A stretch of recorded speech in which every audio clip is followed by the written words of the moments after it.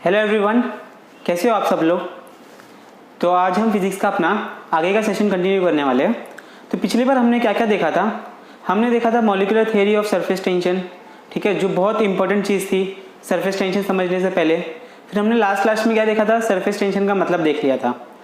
तो आज हम क्या कवर करने वाले हैं, आज हम कवर करने वाले हैं surface tension and surface energy, ठीक है, और उसके बीच का रिलेशन क्या है। ठीक है, तो चलो स्टार्ट करते हैं। अगर आप नए हो हमारे चैनल पे तो सब्सक्राइब कर दीजिए सबसे पहले, ताकि आपको नोटिफिकेशन मिलते रहे। ठीक है, वीडियो अच्छा लगे तो लाइक कर देना, अपने फ्रेंड्स के साथ शेयर करते रहिए। ठीक है, चलिए स्टार्ट करते हैं अपना लेक्चर। तो हमने पिछले लेक्चर में क्या क्या देखा था। हमने कुछ molecular theory of surface tension देख ली थी। ठीक है, अभी मॉलिक्यूलर थ्योरी बोला गया, इसका मतलब हम मॉलिक्यूल्स के साथ हम कुछ भी स्टडी करने वाले हैं। ठीक है, तो हमने क्या क्या देखा था। हमने देखा था इंटरमॉलिक्यूलर फोर्स, उसके अंदर दो टाइप्स होते हैं, कोहेसिव एंड एडेसिव फोर्स, सही है। तो उसके बाद में हमने देखा था सरफेस फिल्म क्या होता है, फिर हमने देखा था फ्री स्पेस क्या होता है, ये सब हमने देखा था। तो आज फिर से अभी रिवाइज करते हैं फटाफट 5 मिनट में। तो हमने क्या देखा था molecular theory of surface tension में, कि जो सरफेस टेंशन है वो सिर्फ किसकी प्रॉपर्टी है, लिक्विड की प्रॉपर्टी है। गैसेस वो प्रॉपर्टीज एग्जिस्ट प्रोजेस नहीं करती है। ठीक है, क्या नहीं करती है, पोजेस नहीं करती है। तो सबसे पहले हमने क्या देखा था, सबसे पहले हमने देखा था इंटरमॉलिक्यूलर फोर्स। ठीक है, तो क्या देखा था उसमें हमने, इंटरमॉलिक्यूलर फोर्स में हमने देखा था एक ऐसी तरह की फोर्स, ठीक है, जो दो मॉलिक्यूल्स के बीच में होते हैं। Any two molecules attract each other, this force between the molecules is called as intermolecular force. Any कोई भी दो टाइप के मॉलिक्यूल्स के बीच में जो फोर्स एक्ट होती है, ठीक है, वैसे फोर्स को हम क्या बोल देते हैं, इंटरमॉलिक्यूलर फोर्स।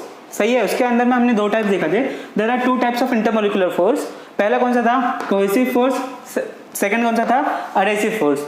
कोहेसिव फोर्स मतलब क्या, ऐसी फोर्स ऐसे मॉलिक्यूल्स होंगे, ठीक है, जो सेम टाइप के होंगे, सेम सब्सटेंस के होंगे।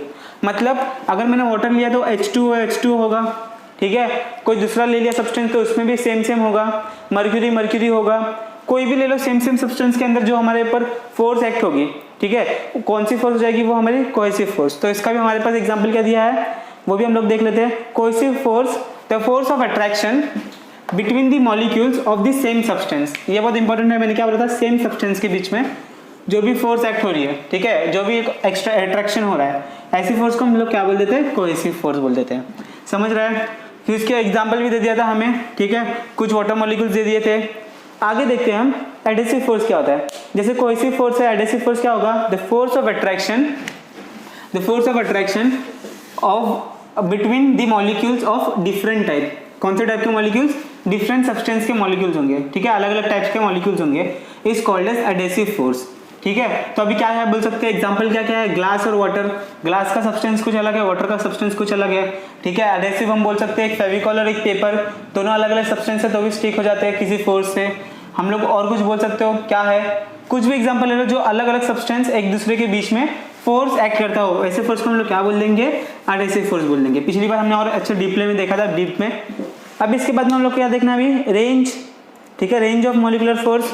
तो रेंज ऑफ मॉलिक्यूलर फोर्स क्या होता है, the maximum distance from a molecule up to which the molecular force is effective. ये वर्ड बहुत इंपॉर्टेंट है, इफेक्टिव, ठीक है। ऐसा इसका मैक्सिमम डिस्टेंस, ये हमारा मॉलिक्यूल है और इसका फोर्स मैक्सिमम कितना होगा, इतना होगा। तो ये जो डिस्टेंस है, ठीक है, ये जो हमारा डिस्टेंस होगा उसी को हम लोग क्या बोल देंगे, मॉलिक्यूलर का रेंज। ये डिस्टेंस को हम क्या बोल देंगे, मॉलिक्यूलर का रेंज। उसके बाद में हमारे पास क्या था, स्फीयर ऑफ इन्फ्लुएंस। थर्ड क्या था, स्फीयर ऑफ इन्फ्लुएंस। तो स्फीयर ऑफ इन्फ्लुएंस में हम क्या करते हैं, एक मॉलिक्यूल था उसको हम एक स्फेरिकल, इमेजिनरी स्फेरिकल अज्यूम करते हैं, ठीक है, जैसे जिसमें हमारा मॉलिक्यूल सेंटर में होगा और कुछ रेडियस से हमारा एक इमेजिनरी स्फीयर रेडी होगा, ठीक है। ऐसे मॉलिक्यूल को, ऐसे चीज को हम लोग क्या बोल देते हैं, स्फीयर ऑफ इन्फ्लुएंस। तो यहाँ पर दिया है an imaginary sphere with a molecule at its center and radius equal to the molecular range is called as sphere of influence of the molecule। ठीक है, तो ये भी हम लोग अभी देख लेते हैं एग्जांपल में, जो हमें ABCD दिया है। आगे हमें दे दिया है सरफेस फिल्म। तो इसमें क्या दिया है, सरफेस फिल्म में this surface layer of liquid with thickness equal to the range. तो क्या बोल दिया है, thickness equal to the range, मतलब जो भी हमारी रेंज थी, ये जो हमारी रेंज थी, इसकी रेंज जो है, ऐसी रेंज को जो भी हमारे पास एक लेयर होगा, तो इसमें जो ये रेंज होगा, ये रेंज, ऐसे सरफेस को हम लोग क्या बोल देंगे, सरफेस का फिल्म, एक लेयर होगा सरफेस का, ठीक है। Range of intermolecular force is called as surface film, ठीक है। जैसे हम लोग को दिखाया एक्स डैश वाई डैश, अभी मैं आपको दिखाता हूँ क्या है वो। ये देखो यहाँ पर है, ठीक है, डायग्राम दिख रहा है अभी आपको। ये देखो, ये जो लेयर है, ठीक है, ये एक्स और ये वाई, इस लेयर को हम लोग क्या बोलते हैं, सरफेस का एक फिल्म हो गया, ठीक है। ये एक्स डैश वाई डैश, तो इसको हम लोग क्या बोलेंगे, ये हमारा एक सरफेस का फिल्म हो गया, ठीक है, एक लेयर हो गई हमारी, ठीक है। समझ रहे हैं मैं क्या बोल रहा हूँ, जो जिसका आगे देखते हैं अभी हम, ठीक है। इसमें कुछ ज़्यादा एक्सप्लेनेशन की जरूरत नहीं है। आगे free surface of liquid, free surface of liquid if it is the surface of fluid which does not experience any sharing stress. Sharing stress हमने भी डिस्कस कर लिया है पहले के लेक्चर्स में कि क्या होता है शेयरिंग स्ट्रेस। तो ये सिंपली फ्री स्पेस क्या होगा, ये जो आपको दो लेयर दिख रहा है, एक ऊपर एयर का लेयर है, नीचे वाटर का लेयर है, तो ये जो लेयर हमारे बीच में है, ठीक है, इसी लेयर को हम लोग क्या बोल देते हैं, फ्री सरफेस ऑफ लिक्विड, ठीक है। For example the interface between liquid water and the air above, ठीक है, liquid level and air above, इसी लेयर को, ये लेयर जो बीच में फॉर्म हो रहा है, इसको हम लोग क्या बोल देते हैं, फ्री सरफेस ऑफ लिक्विड, ठीक है। तो इसमें मैं एग्जांपल दे दिया, X and Y is the free surface, X and Y is the free surface, ये जो जा रहा है उसको हम लोग क्या बोल देते हैं, फ्री सरफेस बोल देते हैं, ठीक है। थोड़ा बहुत समझ में आ रहा है क्या था हम लोग ने पिछली बार डिस्कस किया था। अभी हम लोग आगे देख लेते हैं कि हमें और क्या डिस्कस करना है। अभी हमें मेन, ये देखो, ये थ्योरी भी मैं डिस्कस कर देता हूँ 2 मिनट में, surface tension on the basis of molecular theory, ये आपको एग्जाम में आ जाता है। तो इसमें हमें क्या करना है, देखो हमारे पास 3 मॉलिक्यूल्स है, molecule number A, B and C. अभी मॉलिक्यूल नंबर ए क्या है, फुल्ली डिप्ड है वाटर के अंदर, ठीक है। हम लोग ने ये जो लिक्विड लिया है वो वाटर टाइप होगा, कोई भी लिक्विड हो सकता है। तो इसमें हम लोग ने मॉलिक्यूल जो 1 रखा है वो कंप्लीटली डिप्ड है। मॉलिक्यूल 2 90% पानी के अंदर है, 10% हवा में है, ठीक है, एयर में है। और मॉलिक्यूल जो सी है 50% मॉलिक्यूल अंदर है, 50% रेंज उसका बाहर है, ठीक है। 50% मॉलिक्यूल का रेंज अंदर की तरफ है, 50% एयर की तरफ है। तो अभी ए के पास क्या होगा, ए के ऊपर क्या होगा, अभी ए पर देखोगे आप, इसके सराउंडिंग में क्या है, सेम मॉलिक्यूल है, तो इसके ऊपर जो एक्ट हो रहा है वो कोहेसिव फोर्स होगा, करेक्ट है। तो ये क्या कर रहा है, इसको अपनी जगह पे, इसके ऊपर कुछ फर्क नहीं पड़ रहा है, मतलब जो नेट फोर्स होगा इसके ऊपर वो कितनी होगी, 0 होगी, ठीक है। अभी इसमें देखते हैं, बी वाले में डिस्कस करते हैं। बी वाले में क्या हो रहा है, 90% डिप्ड है, 10% हवा में है। तो अभी हमें पता है नंबर ऑफ मॉलिक्यूल्स यहाँ पर क्या होंगे, ज्यादा होंगे, यहाँ पर मॉलिक्यूल्स है, ये मॉलिक्यूल्स क्या बोलेंगे, भैया तुम नीचे आओ, अट्रैक्ट करेंगे, सेम मॉलिक्यूल्स को क्या करेंगे, सेम मॉलिक्यूल को क्या करेगा, अट्रैक्ट करने की कोशिश करेगा। तो अट्रैक्ट करके लोग क्या करेंगे, उसको पुल करेंगे इनवर्ट की तरफ, ठीक है, अंदर की तरफ क्या करेंगे, पुल करेंगे कि नीचे आ, तो ये भी क्या हो जाएगा, नीचे की तरफ आना स्टार्ट हो जाएगा। फिर इसके बाद में थर्ड वाला क्या बोल दिया हमें, अभी देखो यहाँ पर कोहेसिव फोर्स, कोहेसिव जो फोर्स है वो ज्यादा है कंपेयर टू एडेसिव फोर्स। यहाँ पर एडेसिव फोर्स कहाँ पर एक्ट हो रही है, ये जो वाटर लेयर आपको दिख रहा है ये वाला, ये और ये एयर का लेवल जो है, 2 अलग अलग मॉलिक्यूल्स एक्ट कर रहे हैं, इंटरेक्ट कर रहे हैं। तो यहाँ का एडेसिव फोर्स क्या है, कंपेयर टू लेस्ट है, कंपेयर टू कोहेसिव फोर्स। अभी थर्ड वाले में देखो, यहाँ पर थर्ड वाला 50% ऊपर है, 50% पानी के अंदर है रेंज उसका। तो अभी यहाँ पर भी बहुत सारे इसके मॉलिक्यूल्स हैं। अभी इसमें क्या लॉजिक आ जाएगा, हमारी डेंसिटी का लॉजिक आ जाएगा, किसका, डेंसिटी का। Density of air is low compare to liquid, ठीक है। तो यहाँ के जो मॉलिक्यूल्स होंगे वो क्या करेंगे, सी को नीचे की तरफ खींचने की कोशिश करेंगे, नीचे की तरफ इनवर्ट पुल फोर्स नीचे की तरफ करेंगे, ठीक है। अभी इसकी डेंसिटी कम है, इसकी वजह से क्या हो जाएगा, ये नीचे की तरफ आना चालू कर देगा, सही है। तो ये हमारा पूरा एक्सप्लेनेशन है, इसको आप अपने पॉइंट्स में बना के लिख सकते हो, आपको उस हिसाब से मार्क्स मिल जाएगा, ठीक है। एग्जाम में आने के चांसेस है बहुत सारे, तो अच्छे से पढ़ लेना, मैंने इसका एक्सप्लेनेशन दे दिया है। आगे अभी देखते हैं हम, आगे अभी हम देखेंगे, आगे मेन टॉपिक अभी देखते हैं सरफेस टेंशन क्या होता है, सबसे पहले हम देख लेंगे, ठीक है, सरफेस टेंशन, फिर उसके बाद में सरफेस एनर्जी, ओके। तो surface tension and surface energy topic है अपना। तो सरफेस टेंशन क्या होता है, हमें पता है, सरफेस टेंशन मतलब हमारे ऊपर एक सरफेस है हमारे पास, ये ऊपर का व्यू है, ठीक है, एक कंटेनर का ऊपर का व्यू, उसमें हमने एक लाइन स्ट्रेच कर दी पी क्यू की, ठीक है। अभी ये जो फोर्स एक्ट हो रही है, ठीक है, अंदर की तरफ भी और बाहर की तरफ भी, ये फोर्सेस क्या है, इक्वल फोर्सेस है। तो हम लोग क्या बोलेंगे, जो टेंशन है, ठीक है, जो टेंशन है वो कैसा है, फोर्स पर यूनिट लेंथ के ऊपर लग रहा है, ठीक है। कितनी फोर्स एक्ट हो रही है, इस लेंथ के बराबर ही अपनी फोर्स एक्ट हो रही है, इसलिए हम लोग क्या बोलते हैं, surface tension is equal to force per unit length, ठीक है।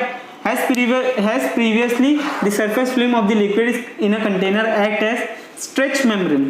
अभी देखो ये यहाँ पर क्या बोल दिया है कि जो भी हमारे पास ऊपर का लेयर होता है, फिल्म होता है, वो कैसा होता है, एक स्ट्रेच मेम्ब्रेन होता है। सरफेस टेंशन का आपको मतलब भी पता है कि सरफेस टेंशन क्या होता है, कि वो मॉलिक्यूल एरिया कम करने की कोशिश करता है, क्या करता है, सरफेस एरिया कम करने की कोशिश करता है, ठीक है। जितना ज्यादा वो कॉन्सेंट्रेट पकड़ के रखेगा अंदर अपने मॉलिक्यूल्स को, उतना ज्यादा सरफेस टेंशन ज्यादा होगा, सही है, सही समझा रहा हूँ मैं क्या बोल रहा हूँ मैं।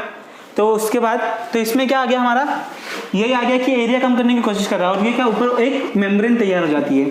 All the molecules on the surface film experience a stretching force. कैसी फोर्स एक्सपीरियंस करता है? स्ट्रेचिंग फोर्स एक्सपीरियंस करता है। हम लोग ने इमेजिनरी लाइन ड्रॉ कर ली PQL लेंथ की टू द फ्री सरफेस, तो ऐसे इसी टाइप को हम लोग क्या बोल देते हैं? Surface tension. तो इसका आप लोग प्रॉपर डेफिनेशन देखो क्या है, दिया है हमारे बुक में। इसका प्रॉपर डेफिनेशन दिया है हमें, surface tension the force per unit length is called as surface tension. The force per unit length is called as surface tension. और टिपिकल भाषा में बोला जाए तो surface tension T, surface tension को किससे डिनोट किया जाता है? T से, is defined as the tangential force. कैसी फोर्स? टेंजेंशियल फोर्स, जो हमारे डायग्राम में हमें देखा था, tangential force acting per unit length on both the side of the imaginary line drawn on the free surface is called as surface tension. तो हमारे पास फॉर्मूला आ गया T is equals to F upon L, correct है। तो ये formula आ गया। इस फॉर्मूला से हम यूनिट बना सकते हैं। सरफेस टेंशन की यूनिट क्या होगी? यूनिट होगी न्यूटन, फोर्स है, लेंथ है मीटर्स, तो न्यूटन मीटर हमारी क्या हो गई? ये हो गया, ऐसे यूनिट हो गया। अब इसका डायमेंशन लिख सकते हैं, डायमेंशन L1 M1 T का -2 फोर्स का डायमेंशन हो गया। इसका क्या हो गया? L1 M0 T0, लेंथ है तो सिर्फ L1 आ गया। ये ऊपर गया तो -1 हो गया, -1 और +1 कितना हो गया? 0 M1 T का -2 आ गया हमारे पास डायमेंशन सरफेस टेंशन का, सही है। L0 M1 T का -2, तो ऐसे हम डायमेंशन भी लिख सकते हैं, करेक्ट है। समझ रहे हैं मैं क्या बोल रहा हूँ? पक्का? चलो अभी देखो हम लोग क्या देखेंगे। अभी हम लोग देखने वाले हैं, यहाँ पर एक और क्वेश्चन भी दिया है। क्वेश्चन क्या है? Proof that equivalent SI unit of surface tension is joules per metre square. क्या प्रूफ करके दिखाना है? हम लोग ने SI यूनिट देखा न्यूटन पर मीटर है, ठीक है, लेकिन हमें इसको सेम प्रूफ करके दिखाना है। क्या वो जूल्स पर मीटर स्क्वायर हो सकता है? क्या वो equivalent unit joules per metre square हो सकता है? तो चलो इस पे भी देखते हैं हो सकता है कि नहीं हो सकता है। इसको हम प्रूफ करके दिखाएंगे जब हम relation between surface energy and surface tension देखेंगे, ठीक है। तभी यहाँ पर एक छोटा सा एग्जांपल दे दिया है, ठीक है। एग्जांपल में क्या दिया है? हमें क्या कैलकुलेट करना है? Calculate the force.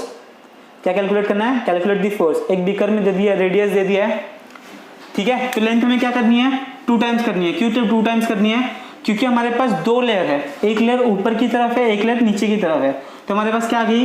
पूरा डायमीटर एक है ना, तो हमारे पास देखो रेडियस दिया है। सबसे पहले हमारे पास ये सिंपल है, ये देखो रेडियस दिया है, मतलब हमारे पास एक बीकर है जिसका मैं रेडियस दे दिया 10 सेंटीमीटर, ठीक है। तो हमें क्या बोला? डायमेट्रिक लाइन चाहिए। डायमेट्रिक लाइन मतलब सर्कल में से पूरा पास हो, तो 10 + 10 20 हो गया, 20 सेंटीमीटर। तो 20 सेंटीमीटर हमने लिख दिया, उसको कन्वर्ट किया मीटर्स में, करेक्ट है, समझ में आ रहा है। टेंशन हमें कितना दे दिया? 0.075, ठीक है। ये टेंशन लिख के ले लो, ये टेंशन किसका है? सरफेस टेंशन वाटर का है, ठीक है। ऐसी छोटी छोटी बातें याद रखनी है हमें। सरफेस टेंशन ऑफ वाटर अगर दिया ना हो तो भी हमें अज्यूम करना है कितना होता है? 0.075 न्यूटन पर मीटर।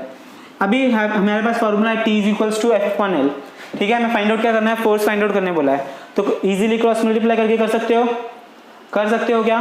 कर सकते हैं, ठीक है। F निकालना है तो ये यहाँ पर आ गया, पहले टेंशन से मल्टीप्लाई कर दिया, लेंथ को हमारे पास फोर्स मिल गया, करेक्ट है। पक्का? पक्का। देखो हमें कुछ सरफेस टेंशन दे दिया है, सरफेस टेंशन हमें दे दिया है, वाटर का सरफेस टेंशन दे दिया, मर्क्यूरी का दे दिया है, ठीक है। तो हम लोग बोल सकते हैं surface tension of water is very much low compare to surface tension of mercury, सही। और उसके बाद में और दूसरे होंगे जिसका इससे ज़्यादा होगा तो हम बोल सकते हैं, ठीक है। तो अभी यहाँ पर 1-2 आपको याद रखना है, याद रखने की कोशिश करो, ना दिया हो तो हम ये लिख सकते हैं, ठीक है। तो क्या क्या दे दिया? वाटर 0.075, 0.0727, जो भी देना है, हमें कुछ प्रॉब्लम नहीं है। फिर यहाँ पर क्या गया? मर्क्यूरी के लिए दे दिया है, सोप सोल्यूशन के लिए भी दे दिया है, ठीक है। अभी यहाँ पर देखो surface tension in terms of newton per metre, surface tension in terms of dyne per centimetre, ठीक है। ये CGS यूनिट में दे दिया, ये SI यूनिट में दे दिया, ठीक है। तो अभी मुझे बताओ 1 newton is equals to how much dyne? क्या बोला मैंने? 1 newton is equals to how much dyne, ठीक है। ये आंसर मुझे कमेंट करके बताना कि कितना आता है, आपको याद है कि नहीं। 11th में भी हमने पढ़ा था कि कितना होता है। चलो आगे अभी हम लोग देखते हैं कि सरफेस एनर्जी होती क्या है, ठीक है। तो हम सबको सिंपल शब्द से समझ रहा है कि सरफेस एनर्जी क्या हो सकती है। सरफेस एनर्जी हमारा, जो भी हमारे पास पार्टिकल होंगे, जो भी हमारे पास मॉलिक्यूल्स होंगे, उसमें जिसके अंदर जो भी पोटेंशियल एनर्जी स्टोर होगी, उसी एनर्जी को हम लोग क्या बोल देंगे? सरफेस की एनर्जी, ठीक है। सरफेस टेंशन क्या करेगा? अपना एरिया कम से कम करने की कोशिश करेगा, ठीक है। तो वो एरिया कम से कम करने की कोशिश करेगा, तो उसमें जो एनर्जी स्टोर होगी, ठीक है, उसी स्टोर एनर्जी को हम लोग क्या बोलेंगे, उसी स्टोर एनर्जी को हम लोग क्या बोल देंगे, सरफेस एनर्जी। चलो इन डिटेल में देखते हैं कि क्या होता है ये। तो सबसे पहले हमें कुछ पॉइंट्स दिखा दिया है सरफेस एनर्जी के ऊपर। We have seen that molecules inside the volume of a liquid like molecule A and B, जो हमने ऊपर डायग्राम देखा था, ठीक है, एक बीकर में हमारे पास मॉलिक्यूल्स थे, मॉलिक्यूल ए, मॉलिक्यूल बी, मॉलिक्यूल सी, ठीक है। तो हमने क्या देखा था, मॉलिक्यूल ए को कुछ काम नहीं है, वो तो अंदर ही है। मॉलिक्यूल बी को नीचे लेके आने के लिए कुछ काम करना पड़ता है, मॉलिक्यूल सी को लेके आने के लिए कुछ काम करना पड़ता है। तो यही लिखा है, experience more cohesive force than molecules like B and C. फिर बाद में कह दिया work has to be done to bring any molecules from inside the liquid into the surface film. तो हमें क्या करना पड़ता है, कुछ ना कुछ काम करना पड़ेगा, ये मॉलिक्यूल ऊपर जाने के लिए, मॉलिक्यूल नीचे आने के लिए कुछ ना कुछ हमें क्या करना पड़ता है, वर्क करना पड़ता है, जिसको हम लोग क्या बोलते हैं, वर्क डन। सही है, आगे देखो क्या लिख दिया है। तो फिर जो extra the surface molecule possesses extra potential energy as compare to molecules inside the liquid. The extra energy of molecule in the substance layer, यहाँ पर आ गया, in the substance layer is called as surface energy of the liquid. As any system always try to attain a state of minimum potential energy, the liquid try to reduce its surface area, reduce the area of its surface film. Energy has to be spent in order to increase the surface area of the liquid. ठीक है, तो ये हमें क्या बोल दिया, थोड़ा सा सरफेस एनर्जी के बारे में बता दिया है। जैसे जैसे हम, जब एरिया हमारा कम होता रहेगा, तो जो एरिया कम हो रहा है, जो पोटेंशियल एनर्जी, हम लोग क्या करते हैं, पोटेंशियल एनर्जी को कांस्टेंट कम से कम रखने की कोशिश करते हैं। तो कम से कम रखने की कोशिश करेंगे तो सरफेस एरिया क्या होता जाएगा, कम से कम होता जाएगा। ऐसी चीज को ही हम लोग क्या बोल देते हैं, सरफेस एनर्जी। आगे देखते हैं हम लोग, आगे अभी हमारा मेन, जब हम रिलेशन देखेंगे तो हमें डेफिनेशन भी मिल जाएगा, सब मिल जाएगा, ठीक है। तो रिलेशन क्या बोलता है, relation between surface energy and surface tension. तो बहुत इजी है, आप लोग समझने की कोशिश करना कि मैं क्या बोल रहा हूँ, ठीक है। तो अभी फिर से मैं थोड़ा समझाने के लिए स्विच करता हूँ। क्या देखना है अभी, हमें देखना है relation between surface energy and surface tension. तो हमें उसमें एक एग्जांपल दिया है, मतलब एक ये दिया है हमें, ठीक है, एक टाइप का एक्सपेरिमेंट दे दिया है, उसी से हम समझेंगे कि सरफेस एनर्जी और सरफेस टेंशन होता क्या है। तो अभी ये देखो हमारे पास 3 डायग्राम है, ये एक डायग्राम हो गया हमारे पास, सही है। देखो यहाँ पर अच्छे से बनाता हूँ, यहाँ पर हमारे पास एक डायग्राम हो गया, ये हमारे पास एक डायग्राम हो गया, ठीक है, एक स्ट्रक्चर है, एक स्ट्रक्चर यहाँ पर हो गया हमारे पास, एक स्ट्रक्चर हमारे पास यहाँ पर हो गया, एक स्ट्रक्चर हमारे पास यहाँ पर हो गया, ठीक है। तो ये स्ट्रक्चर में ये जो इसके लेग्स है, ठीक है, पी क्यू आर एस, जो भी हमारे पास नाम है, P Q R S, P Q R S, P Q R S. अभी देखते जाओ मैं क्या बता रहा हूँ। अभी इसमें क्या है, ये स्ट्रक्चर्स में ये जो लेग्स है ये फिक्स है, एक लेग है जो मूवेबल है, कौन सा लेग है वो, आर एस। तो आर एस हमारा क्या है, मूवेबल लेग है, मूवेबल आर्म बोल दो, लेग बोल दो, कुछ भी बोल दो, ठीक है। तो ये आर एस हमारा क्या हो गया, मूवेबल है, मतलब ऊपर भी जा सकते हैं, नीचे भी आ सकते हैं। तो अब हम लोग यहाँ क्या करेंगे, इस स्ट्रक्चर को हम लोग सोप सोल्यूशन में पुट करेंगे। क्या करेंगे, सोप सोल्यूशन में डिप करेंगे। एक बार सोप सोल्यूशन में आपने डिप कर दिया तो इसके ऊपर क्या एक तैयार हो जाएगा, एक लेयर आ जाएगा सोप सोल्यूशन का। अभी इस लेयर को, अभी आप लोग जब देखोगे करके ये एक्सपेरिमेंट, तो आप लोग क्या नोटिस कर रहे हो कि जैसे आपने डिप किया तो सरफेस टेंशन की वजह से उसने अपना एरिया थोड़ा सा कम कर लिया। ये जो मूवेबल आर्म है इसकी ओरिजिनल पोजीशन ये थी, लेकिन वो यहाँ पर आ गया, ठीक है, वो थोड़ा सा ऊपर की तरफ आ गया। क्यों आ गया, क्योंकि वो सरफेस टेंशन कम से कम एरिया में टेंशन अपना बनाए रखना चाहता है, इसलिए वो क्या कर दिया, अपना एरिया कम कर दिया। तो अभी ये जो एरिया कम किया, कुछ फोर्स से कम किया होगा, जिसको हमने नाम दे दिया कि एफ फोर्स, उसने कुछ अंदर की तरफ लिया होगा और ये अपना पूरा स्ट्रेच कर दिया। अभी हमें इस एक्सपेरिमेंट में करना क्या है, हमें करना है ये जो मूवेबल आर्म है, हमें इतनी ही फोर्स लगानी है जितनी ये अंदर की तरफ लगा रहा है, उसको हम बोल देंगे एफ डैश। जो एफ है, जो अंदर की तरफ फोर्स गई है, और जो हम लोग एफ डैश अप्लाई करने वाले एक्सटर्नल फोर्स, उसको हम लोग क्या करेंगे, स्ट्रेच करेंगे। क्या करेंगे, हम यहाँ से इसको स्ट्रेच करेंगे। जैसे ही हम स्ट्रेच करेंगे तो ये क्या होगा, यहाँ पर इसका एरिया हमारा क्या हो गया, बढ़ गया, ठीक है। इसका मतलब मैं क्या बोलना चाहता हूँ कि इसमें पोटेंशियल एनर्जी क्या हो रही है, स्टोर हो रही है, पोटेंशियल एनर्जी एडिशनली स्टोर कर रहे हैं हम लोग, ठीक है। तो ये जो फोर्स हम लोग एक्ट कर रहे हैं, ठीक है, कितना फोर्स होगा, वो इसके बराबर ही होगा जो अंदर की तरफ है, नहीं तो ये ब्रेक हो जाएगा अपना सरफेस टेंशन। तो हम लोग ने इसको पुल किया, ठीक है। तो पुल करने के बाद में क्या क्या हो रहा है वो हमें डिस्कस करना है। अभी और एक बात है, जब हम यहाँ से यहाँ पर, जब उस जो भी हमारे पास आर्म है उसको हम पुल करेंगे तो उसमें कुछ ना कुछ काम करना पड़ेगा, सही है। तो जो काम कर रहे हैं, जो वर्क डन हो रहा है, ठीक है, उसी को हमको रिप्रेजेंट करना है, ठीक है। और उसी वर्क डन को हमारे पास हम बाद में बोलेंगे कि वही हमारी क्या है, सरफेस एनर्जी है।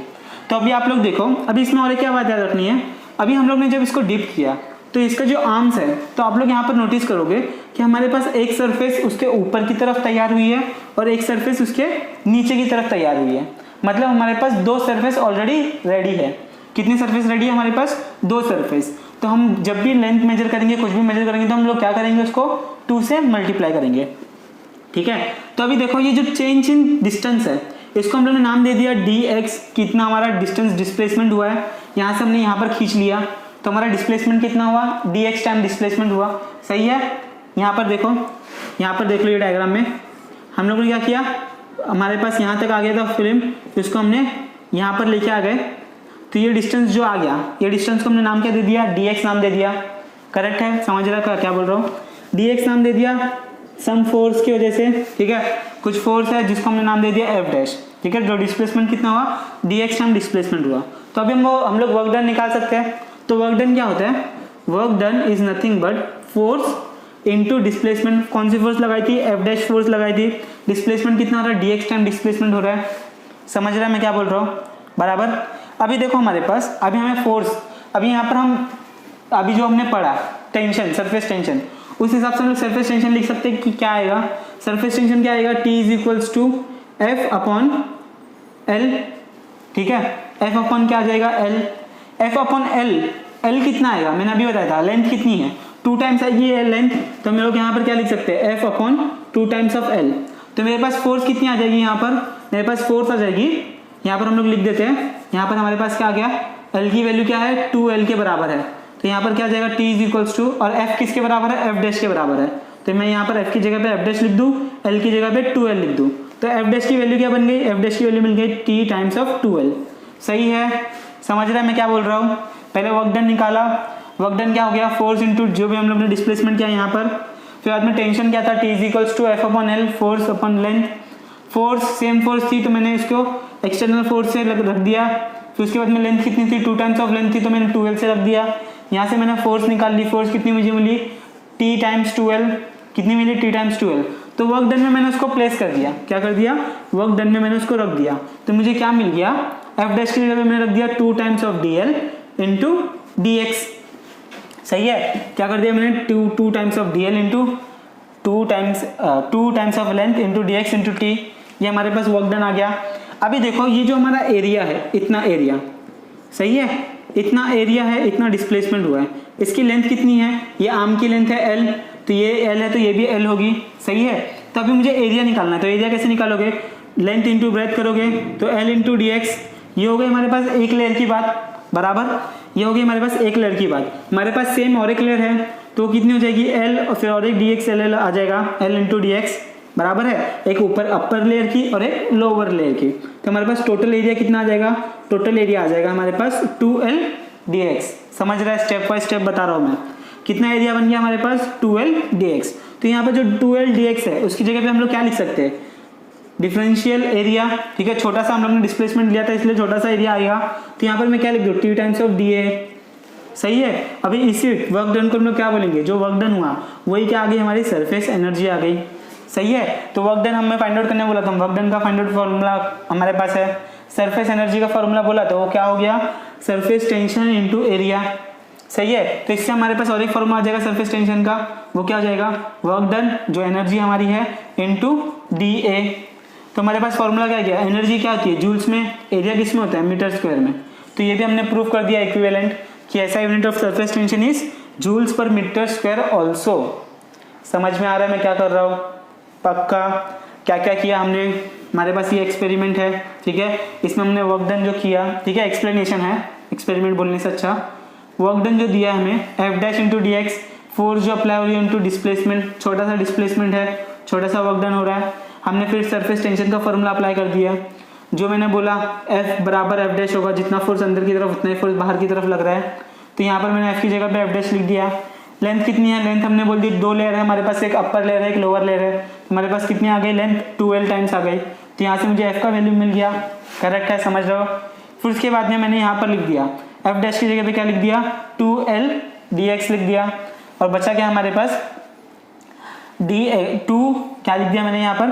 2T2L dx। ठीक है, ये हमारे पास आ गया।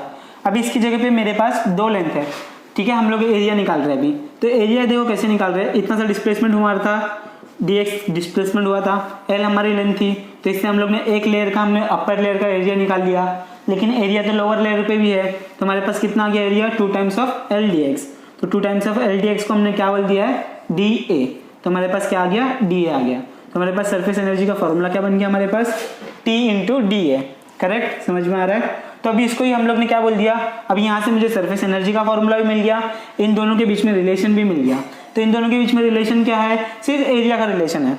तो हमारे पास सरफेस टेंशन का भी फॉर्मूला एक नया बन गया, क्या आ गया, वो होता है surface energy per unit area.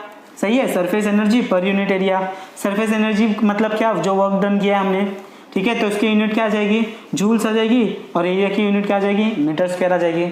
समझ में आ रहा है, पक्का, हाँ बोलो, पक्का, चलो वेरी गुड, ठीक है। तो आप लोग रीड कर लेना, बहुत अच्छे से एक्सप्लेनेशन दिया है, और यही हमारा क्या है, surface relation between surface energy and surface tension. अगर आपको वीडियो अच्छा लगा हो तो प्लीज़ लाइक कर देना, ठीक है। अगर एक्सप्लेनेशन में थोड़ा भी कुछ डाउट हो तो कमेंट सेक्शन ओपन है, आप कुछ भी कमेंट करके पूछ सकते हो, ठीक है। जैसे हमें कमेंट दिखेगा हम उसका रिप्लाई करने की कोशिश करेंगे जल्दी से जल्दी, ठीक है। अपने फ्रेंड्स के साथ शेयर करते रहो। Stay safe, stay home, bye.